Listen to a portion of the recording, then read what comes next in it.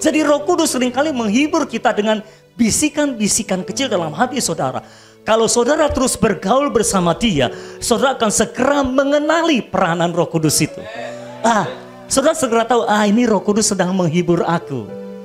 Nah saudaranya kalau lagi sedang dihibur jangan lari-larian. Katakanlah, saudara masuk tempat hiburan, apa karaoke lah dan segalanya. Saya lagi nyanyi di depan. Ya udahlah, jangan saya, Yudi yang nyanyi lah. Beberapa orang sudah stres duluan gitu. Oh, penyanyi nyanyi di depan. Katakanlah Judika nyanyi. Dia sedang menghibur saudara nih dengan lagunya, ya kan? Dengan nyanyiannya. Tapi saudara sibuk di situ. Saudara pernah datang ke pesta pernikahan. Saya pernah datang ke pesta pernikahan. Itu bintang tamunya atau penyanyinya Afgan. Afgan saudara. Waktu itu dia mau foto bersama dengan saya nggak mau. Terbalik. Oke. Nggak ketemu, jadi nggak foto bersama. Malulah pendeta masa foto sama penyanyi. Nggak bagus. Pendeta foto sama jemaat, baru bagus. Nama penyanyi, aduh nggak enak lah saudara. Jadi saya nggak foto bersama dia. Tapi dia nyanyi sama bandnya. Saudara tahu Afgan suaranya bagus. Termasuk penyanyi yang oke kan? Semua terhibur kalau dia nyanyi di TV. Waktu dia nyanyi di pesta pernikahan, kasihan saudara. Kasihan banget. Dicuekin. Lah saya terpaksa cuekin dia karena saya fokus kepada makanan yang harus saya makan. Karena kalau saya tidak fokus pada makanan nanti keselak saudara. Jadi saya sambil makan, sambil dengar dia nyanyi. Oke sih, cuma nggak semaksimal hiburan yang saya terima ketika saya nongkrongin dia di depan TV misalnya, khusus untuk mendengarkan dia. Beda. Demikian juga pada saat Roh Kudus sedang berperan untuk menghibur saudara, saudaranya fokus. Ayo bilang fokus. Apa yang dia katakan? Kalau dia bilang tenang Tuhan masih bekerja, saudaranya perhatikan, tenang Tuhan masih bekerja. Renungkan perkataannya itu, lalu diperbesar. Bagaimana caranya? Engkau buat deklarasi firman yang berdasarkan hiburan dari Roh Kudus itu. Dengan demikian engkau semakin diperkuat, engkau semakin diperkuat, engkau semakin diperkuat. Dan jangan heran, jangan kaget, kalau Roh Kudus juga kadang-kadang bikin humor. Kadang-kadang dia bikin lelucuan untuk kita, untuk menghibur kita. Karena menghibur itu entertain saudara. Salah satu pengertiannya entertain. Dia seperti mengentertain kita dengan berbagai hal yang bikin kita bisa ketawa, bisa lucu-lucuan. Dan bisa apa namanya ya? Bisa melupakan kesusahan kita, mengalihkan perhatian kita dari kesusahan kita. Lalu terfokus lagi pada Tuhan. Itu pekerjaan Roh Kudus. Saudara harus fokus pada peranan Roh Kudus. Karena seringkali Roh Kudus itu kasihan. Dia nyanyi di depan saudara, saudaranya nontonin TV. Saudaranya perhatiannya ke tempat yang lain. Dia menghibur saudara, saudaranya ke tempat yang lain. Padahal saudara, kalau untuk menghibur percayalah, Roh Kudus paling jagonya menghibur. Roh Kudus paling jagonya menguatkan kita. Saya kalau bukan karena dihibur dan dikuatkan oleh Roh Kudus terus, saya nggak yakin saya bisa bertahan terus sampai sekarang ini. Hanya karena penghiburan dari Roh Kudus, hanya karena kekuatan dari Roh Kudus yang dia berikan kata-kata terus yang menguatkan saya. Berbagai peristiwa yang menguatkan saya. Akhirnya saya bisa maju terus bersama dengan Tuhan, bersama dengan jemaat di tempat ini juga. Haleluya. Saya berdoa setiap saudara juga akan bisa maju terus bersama dengan Tuhan. Apapun yang terjadi dalam hidupmu, apapun yang terjadi di sekelilingmu, apapun yang sedang terjadi di seluruh dunia, kita maju terus bersama dengan Tuhan. Karena Tuhan masih bekerja. Amin saudara. Pengertian berikutnya dari kata penghibur atau parakletos adalah advokat. Advokat itu pengacara, pembela. Itu seperti di sebuah ruang pengadilan, ada hakimnya, Allah Bapa, ada terdakwanya, ada pendakwanya. Siapa pendakwanya? Iblis. Dialah pendakwa kita siang dan malam. Dia rajin mendakwa kita. Tapi ada Roh Kudus pembela kita, advokat kita, pengacara kita. Saudara harus memahami, bayar advokat itu mahal banget. Tuhan, Bapa di sorga, Yesus Kristus telah memberikan sang advokat yang luar biasa. Tanpa saudara harus membayarnya. Apalagi kalau saudara harus membayar advokat yang terkenal, yang sudah jago, mahal. Kadang-kadang di ruang pengadilan, kita tidak memahami istilah-istilah pengadilan, kita perlu advokat. Kita nggak bisa maju sendiri, kecuali saudara memahami hukum dan pengadilan. Seringkali secara rohani, dalam ruang sidang pengadilan rohani, kita juga kurang mengalami seluk-beluk pengadilan rohani. Makanya Tuhan bilang, jangan jadi hakim, karena aku adalah hakimnya. Orang yang suka jadi hakim, itu adalah orang yang tidak tahu hukum. Maunya jadi hakim. Padahal bukan hakim. Nggak boleh. Sudah bisa dihukum loh. Secara hukum itu salah.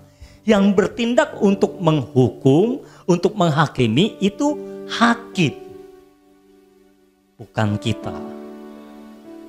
Kasih tahu sebelahmu, bukan kita.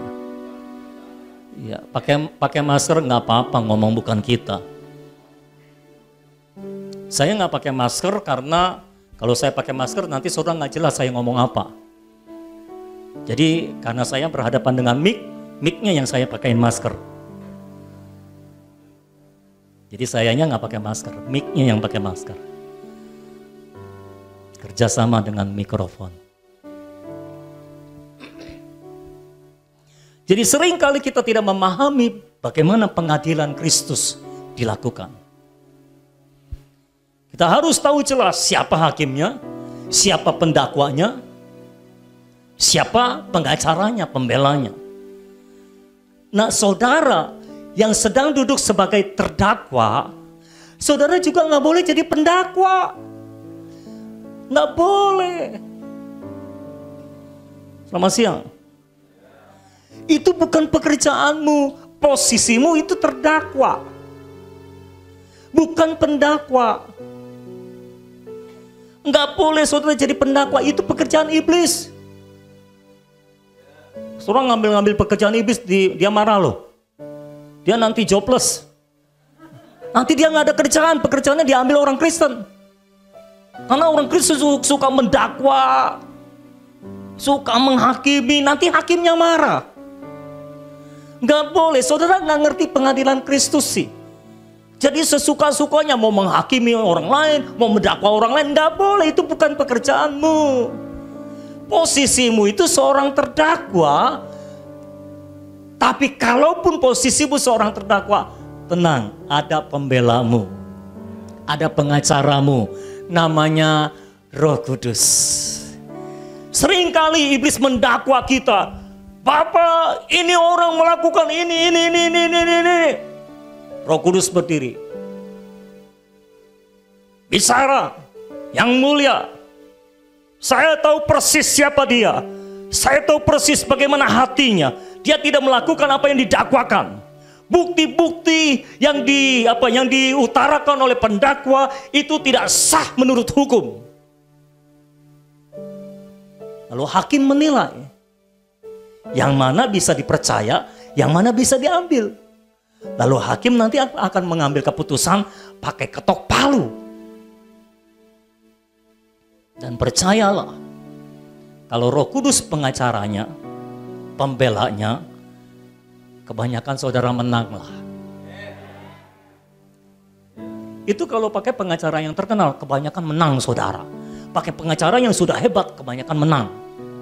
Orang yang salah aja bisa dibenerin. Gimana orang benar saudara? Satu-satunya yang bisa membuat saudara kalah di dalam ruang pengadilan Kristus adalah dirimu sendiri. Pertama, engkau tidak jujur terhadap pembelamu. Engkau tidak ngomong apa adanya dengan pengacaramu. Itu membuat pengacaramu tidak bisa membelamu secara baik. Betul nggak saudara? Ini saudara paham nggak nih yang saya ngomong? Di dalam sidang pengadilan, saudara terdakwa harus bisa bekerja sama dengan pengacara. Kalau pengacaramu bilang, nanti kamu ngomong begini, saudara ngomong yang lain, nah pengacaranya kesel. Ini orang nggak nurut. Lalu pengacaranya bilang, kamu lakukan begini. Lalu saudara nggak mau, saudara nggak ngikuti tuntunan rohnya. Ya saudara nanti bisa kalah dalam pengadilan. Saudara terbukti salah. Karena saudara tidak bisa bekerja sama dengan pengacara saudara, yaitu Roh Kudus. Jadi sejak hari ini, ayo belajar dekat dengan pengacara saudara. Belajar kenal pengacara saudara, belajar berinteraksi dengan dia, dan belajar jujur terhadap dia. Karena kejujuran saudara akan membuat Roh Kudus bisa membela saudara dengan mudahnya. Ketika Roh Kudus tahu semua isi hati saudara, dan saudara nggak tedeng aling-aling sama dia, saudara nggak menyembunyikan apapun di hadapan dia, dia akan dengan mudah bisa membela saudara. Tapi kalau Roh Kudus mendapati ada banyak kebohongan dalam hidup saudara, ada banyak ketidakjujuran dalam hidup saudara, nanti dia mau bela saudara di depan hakim yang mulia itu mengalami kesulitan. Itulah sebabnya saudara banyak kalah dalam pengadilan Kristus, dalam sidang pengadilan Kristus di tempat maha tinggi, karena saudara tidak jujur terhadap Roh Kudus. Tidak bisa diajak bekerja sama dengan Roh Kudus. Amin. Haleluya. Jadi saudara harus bisa bekerja sama dengan Roh Kudus sebagai pembela saudara. Sadari dia itu juru syafaat saudara. Sadari dia itu penghibur saudara, yang selalu menguatkan saudara. Sadari dia itu pembela saudara. Ayo ngomong terbuka terhadap dia. Jangan ada yang ditutup-tutupi. Betul saudara? Bisa bekerja sama dengan dia, nanti dia bisa membela saudara dengan sebaik-baiknya sampai saudara menang di tahta pengadilan Kristus. Amin saudara? Jadi Roh Kudus perangnya dalam hidup saudara itu menghibur, menjadi penghibur. Peran yang satu ini saja sudah luar biasa. Apalagi saya mau tambahin 2 lagi, betul-betul luar biasa. Bilang dong, betul-betul luar biasa. Haleluya. Yang kedua, dia peran Roh Kudus adalah memimpin pada seluruh kebenaran. Apa itu? Yohanes pasal 16 ayat yang ke-13 berkata seperti ini. Yohanes pasal 16 ayat yang ke-13.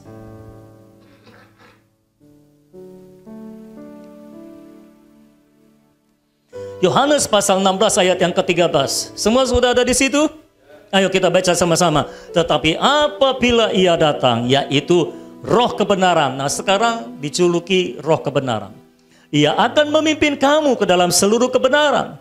Sebab ia tidak akan berkata-kata dari dirinya sendiri, tetapi segala sesuatu yang didengarnya, itulah yang akan dikatakannya, dan ia akan memberitakan kepadamu hal-hal yang akan datang.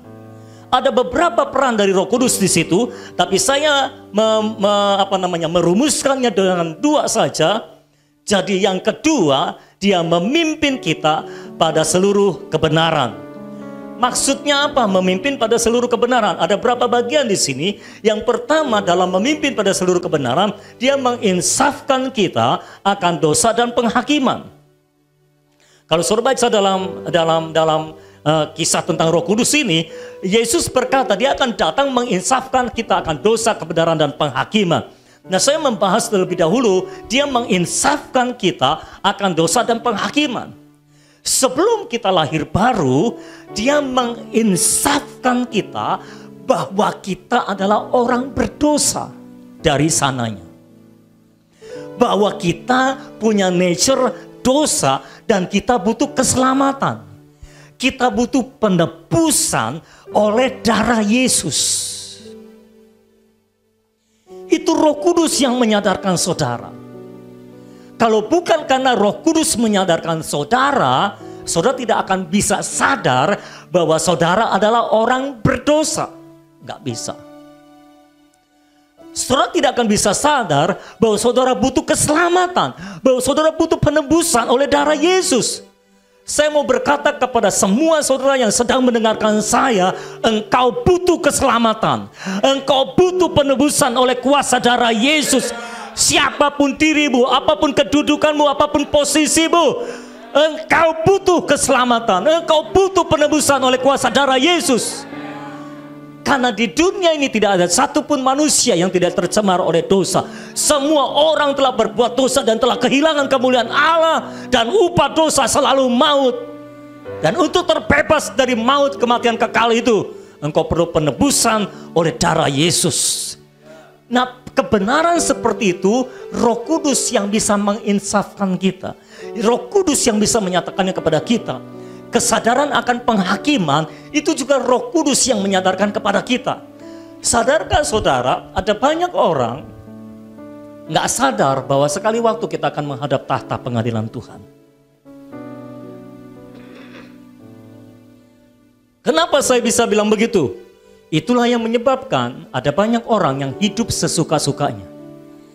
Karena mereka tidak menyadari ada penghakiman di akhir nanti. Roh Kudus harus menyadarkan saudara. Sebelum saudara lahir baru, Roh Kudus menginsafkan saudara akan saudara adalah orang berdosa dan sekali waktu akan dihakimi dalam kekekalan. Apakah engkau masuk surga atau masuk neraka, begitu kira-kira. Nah, setelah saudara lahir baru, Roh Kudus menginsafkan atau menyadarkan kepada kita semua kesalahan-kesalahan baik besar maupun kecil yang mendukakan hati Tuhan. Jadi setiap kali saudara melakukan sesuatu yang tidak disukai oleh Tuhan, Roh Kudus pasti bicara di dalam hati saudara. Nggak mungkin Roh Kudus nggak bicara. Roh Kudus pasti bicara, mengingatkan, menginsafkan saudara bahwa itu salah, saudara tidak boleh melakukan itu. Roh Kudus pasti menginsafkan. Roh Kudus pasti mengingatkan. Roh Kudus pasti menyadarkan saudara. Tinggal masalahnya bagaimana respon saudara terhadap dia.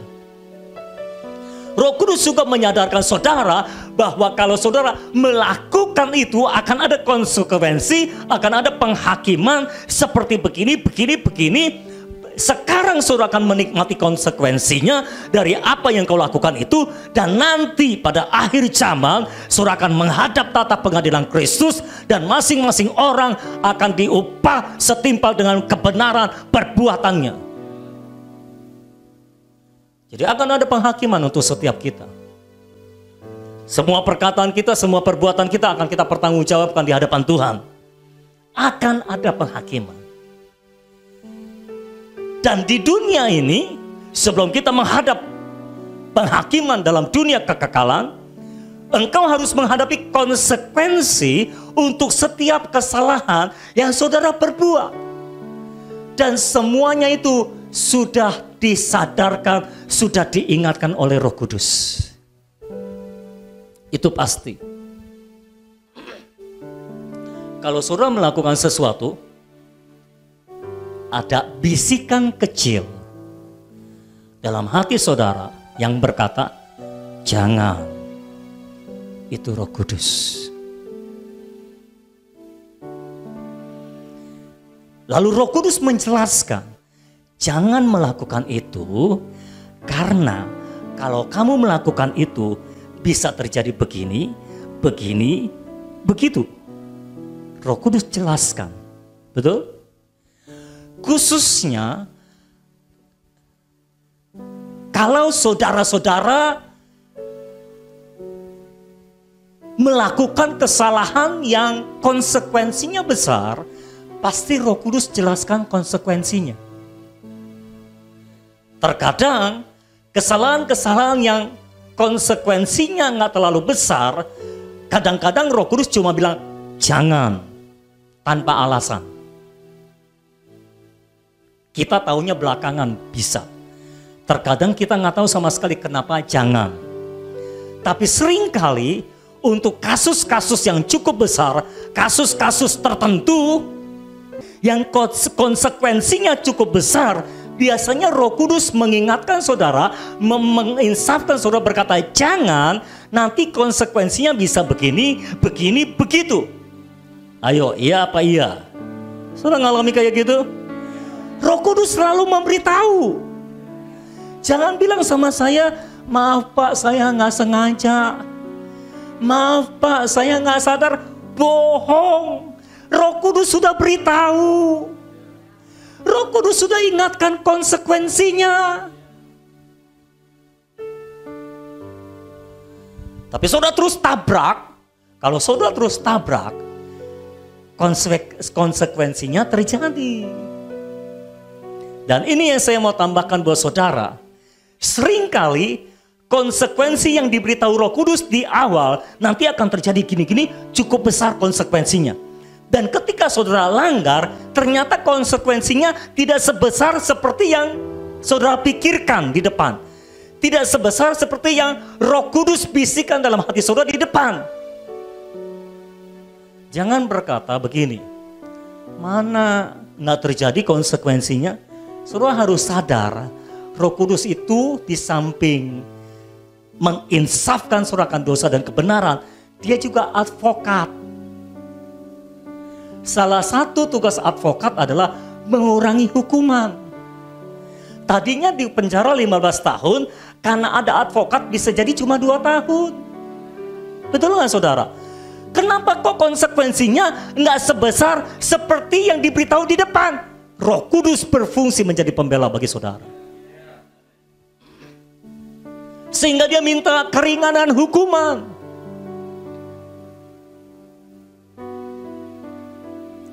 Ketika dia minta keringanan hukuman buat saudara, Bapak menyetujuinya. Maka konsekuensinya tidak jadi sebesar seperti yang saudara tahu di awal. Itulah yang terjadi. Jadi apa yang harus saudara lakukan? Bekerja sama dengan Roh Kudus. Apa yang harus saudara kerjakan? Ketika Roh Kudus menginsafkan saudara bahwa yang akan saudara lakukan itu salah, atau yang telah saudara lakukan itu salah, segeralah berbalik. Jangan dilanjutkan. Karena kalau dilanjutkan, akan ada konsekuensi yang harus saudara tanggung. Kata lain dari konsekuensi adalah penghakiman atau hukuman yang harus saudara tanggung.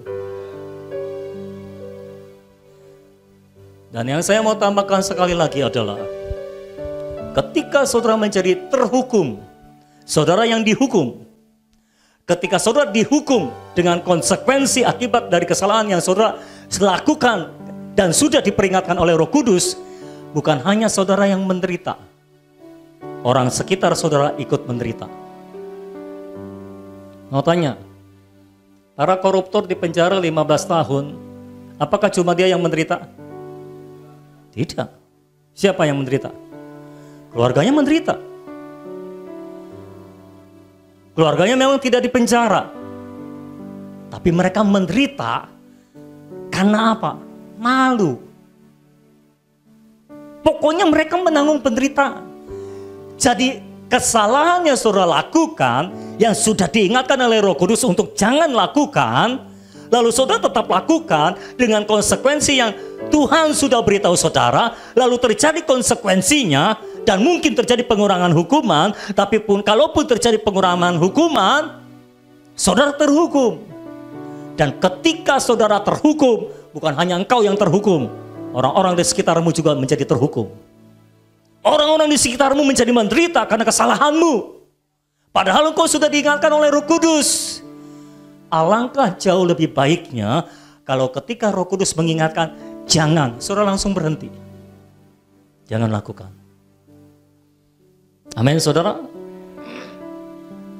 Dan jangan berkata seperti ini, mentang-mentang Roh Kudus itu pembela saudara, saudara jadi seenak-enaknya gitu loh saudara. Sudah diperingatkan berkali-kali sama Roh Kudus, cuek aja, cuek bebek, terus hajar, terus. Nggak bisa. Saudara juga nggak bisa bilang begini, oh aku kan berada di bawah pengayoman seorang pemimpin. Pemimpin akan berdoa bagi saya dan saya akan diselamatkan kali ini juga. Bisa jadi begitu. Saya sih percaya orang-orang yang di bawah pengayoman saya berusaha untuk mengayomi dengan sebaik-baiknya sehingga hidup mereka terjaga aman.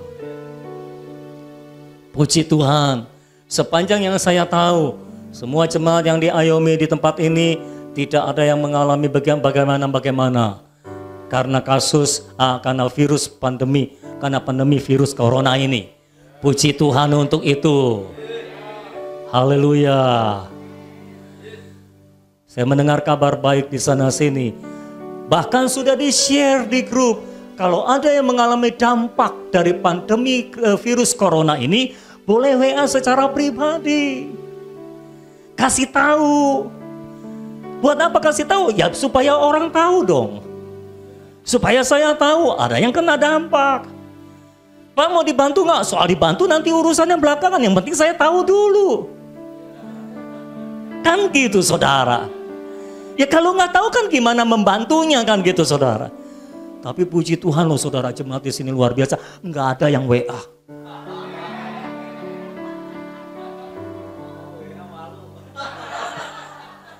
Belakangan ada yang bilang, mau WA cuma malu, bukan salahku.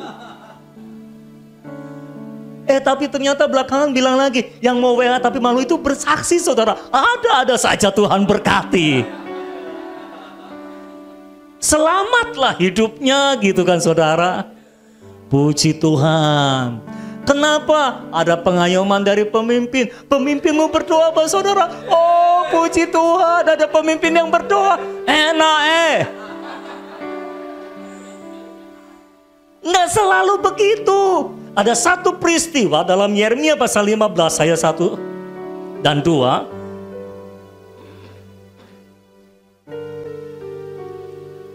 Yeremia pasal 15 ayat 1 dan 2. Yeremia pasal 15 ayat 1 dan 2 berkata, Tuhan berfirman kepadaku sekalipun Musa dan Samuel.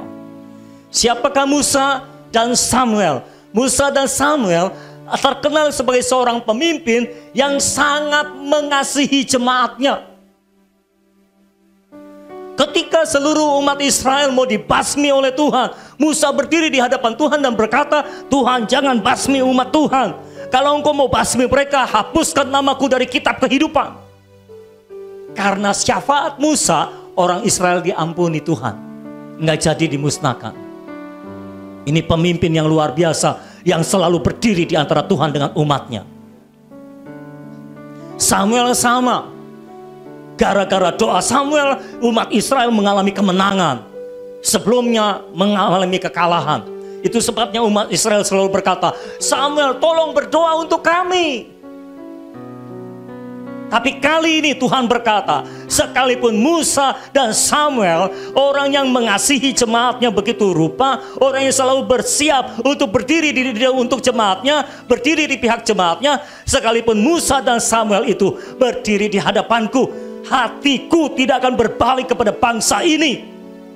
Usirlah mereka dari hadapanku, biarlah mereka pergi. Ayat 2. Dan apabila mereka bertanya kepadamu, kemanakah kami harus pergi? Maka jawablah mereka, beginilah firman Tuhan, yang ke maut, ke mautlah, yang ke pedang, ke pedanglah, yang ke kelaparan, ke kelaparanlah, dan yang ke tawanan, ke tawananlah. Hati-hati. Tuhan memang penuh kasih. Tapi jangan lupa, Tuhan adalah hakim yang adil. Jangan lupa, Tuhan bukan cuma Bapa yang penuh kasih. Tuhan juga adalah hakim yang adil. Umat Israel berulang-ulang sudah diingatkan oleh para pemimpin mereka. Ayo mendekat kepada Tuhan, ayo mendekat kepada Tuhan. Para nabi sudah bernubuat kepada mereka. Ayo mendekat kepada Tuhan, ayo mendekat kepada Tuhan. Tapi entah mengapa mereka ditarik dekat susah banget. Maunya jauh terus dari Tuhan, maunya jauh terus dari Tuhan. Maunya menyembah Allah lain terus. Satu titik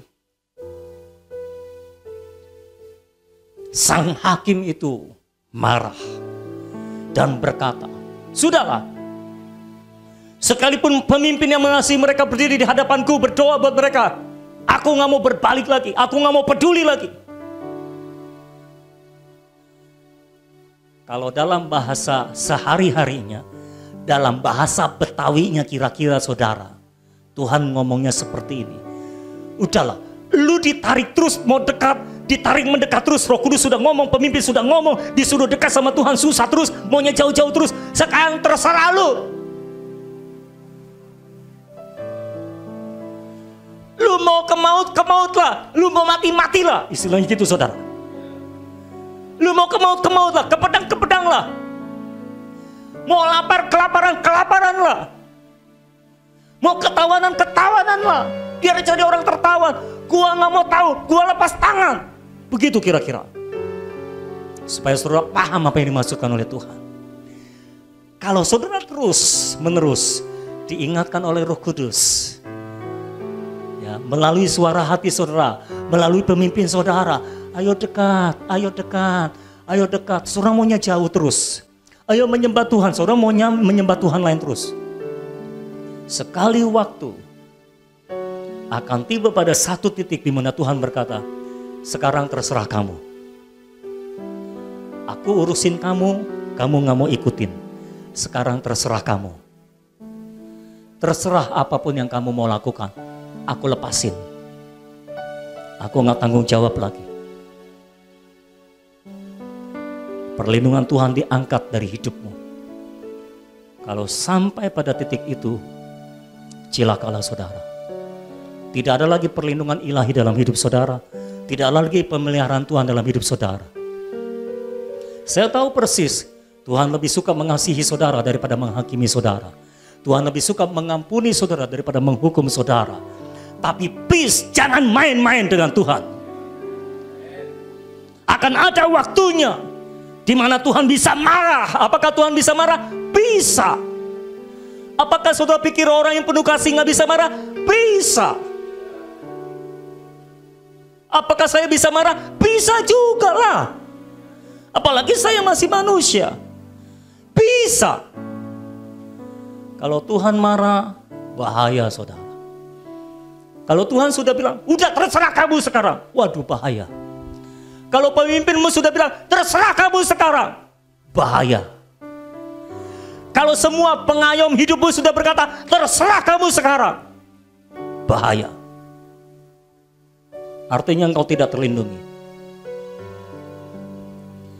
Kalau pemimpinmu di gereja bilang, terserah kamu sekarang. Kalau orang tuamu di rumah berkata, terserah kamu sekarang. Kalau suamimu berkata, terserah kamu sekarang. Kalau Tuhan juga berkata, terserah kamu sekarang.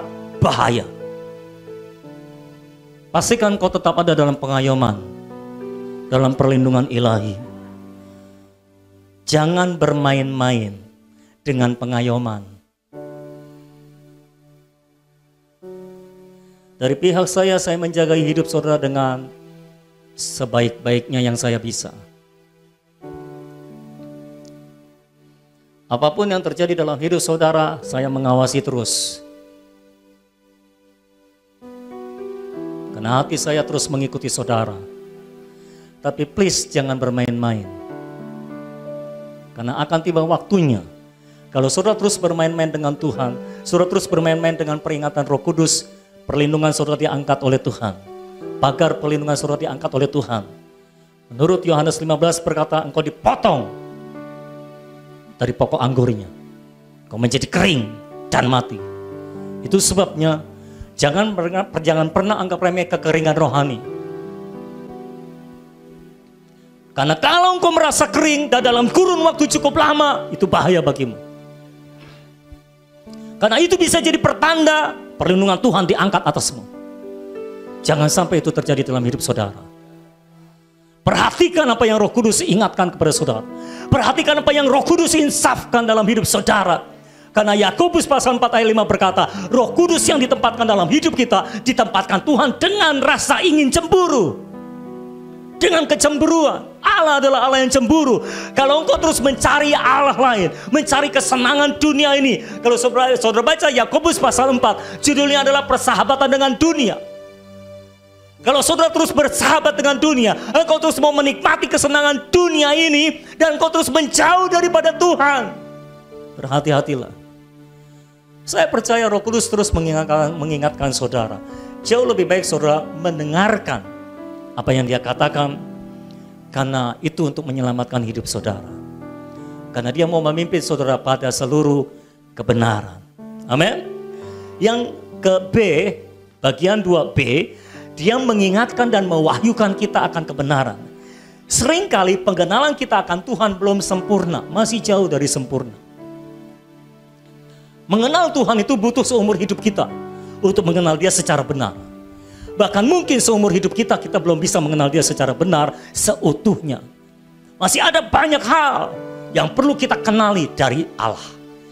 Saya sudah baca Alkitab berulang-ulang, sudah 10 kali lebih.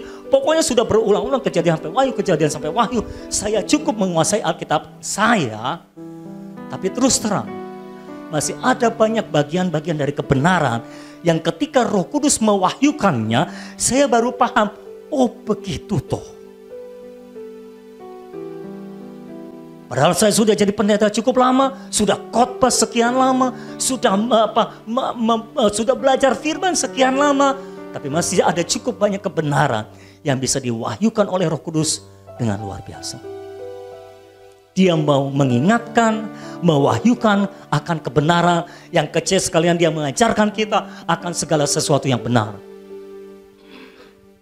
Seringkali ketika saya mengalami sesuatu yang tidak enak, saya berseru kepada Tuhan, saya berdoa kepada Tuhan, dan seringkali Roh Kudus mengingatkan dan mewahyukan secara baru akan kebenaran yang saya sudah tahu, tapi diwahyukan ulang, diperbesar pewahyuannya.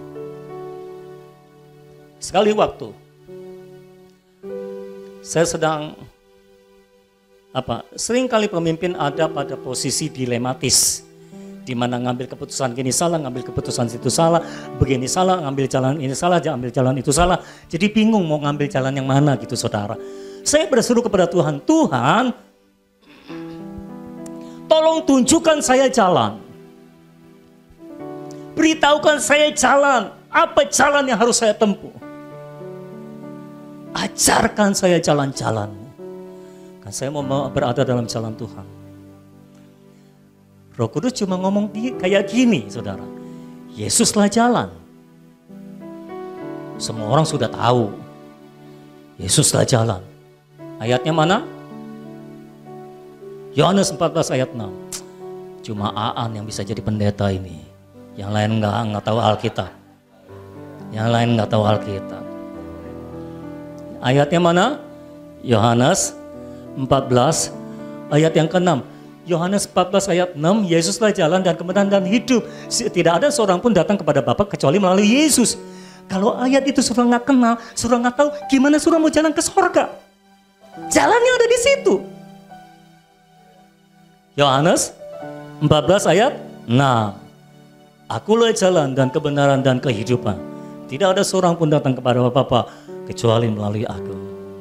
Semua tahu itu? Oke, anggaplah semua sudah tahu. Roh Kudus cuma jawab, Yesuslah jalan. Saya bilang, iya Tuhan, saya tahu Yesuslah jalan. Tapi ini saya butuh jalan yang lain Tuhan. Saya butuh jalan yang kalau saya ambil jalan ini, semua lancar, semua baik, semua bagus. Dan jalannya benar-benar, jalan untuk semuanya. Gitu kira-kira saudara. Beritahukan saya jalan yang harus saya tempuh. Tetap Roh Kudus ngomong, Yesuslah jalan. Saya bilang, Tuhan, Roh Kudus, saya butuh jalan yang lain ini. Ini masalah, bukan soal ke sorga. Lalu akhirnya Roh Kudus kasih tahu saya, Yesuslah jalan dan tidak ada yang lain. Dialah jalan satu-satunya. He is the only way. Apa? He is the only way. Dialah jalan satu-satunya. Enggak ada jalan yang lain selain Yesus. Tiba-tiba saya baru sadar, saya baru paham apa maksudnya Roh Kudus. Oh, maksudnya saudara mau punya masalah apapun juga, jalannya cuma satu, Yesus. Oh gitu ya. Langsung dalam pikiran saya semuanya jelas. Dan saya jelas, Yesus itu jalan bukan hanya untuk keselamatan, tapi untuk seluruh kehidupan. Yesus itu jalan bukan hanya untuk ke sorga, tapi untuk ke masa depan. Yesus itu jalan untuk semua problema.